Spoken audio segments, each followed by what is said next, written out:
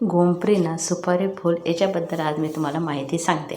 हे फुलाबद्दल मला याचं नावही माहीत नव्हतं आणि हे फूल म्हणजे कसं लागते काय आहे हे काहीच माहीत नव्हतं.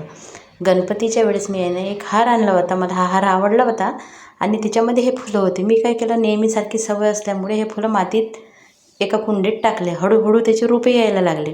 तेव्हापासून हे झाड माझ्याकडे 2 वर्ष झाले असेल किंवा 3ही झाले असेल, कारण टाईम खूप लवकर जाते.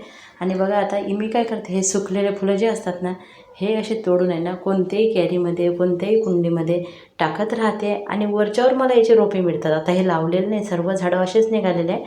पण आज याची ग्रोथ आहे ना, उन्हाळ्यामध्ये सुद्धा याला फुलं येतात, कारण हे उन्हाळी झाड आहे. पण उन्हाळ्यापेक्षा बाकी ऋतूमध्ये याच्या फुलाची साईज खूप मोठी होते. भरपूर प्रमाणात फुलं येतात, झाडं फ्रेश राहतात. खूप काही खताची गरज पडत नाही. बघा अशी नवीन नवीन रोपं निघत आहे.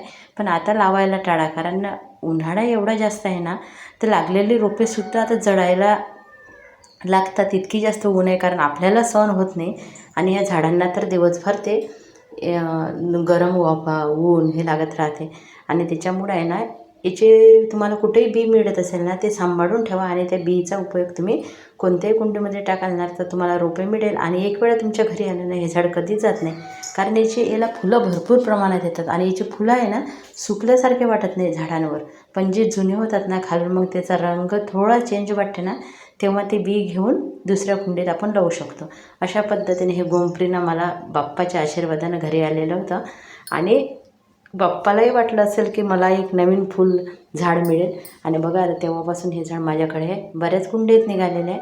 पण आता जसा पाऊस पडेल ना, तसे याचे इतके रोपे निघेल, कारण मी अशी नेहमीच टाकत राहते. त्याच्यामुळे याची ग्रोथसुद्धा खूप छान होईल. आणि त्याच्यामुळं तुम्हालाही याची आवड असेल ना, तर नक्की लावा. खूप सुंदर फुलं आहे आणि खराबसुद्धा होत नाही लवकर. धन्यवाद तुमच्या मनापासून.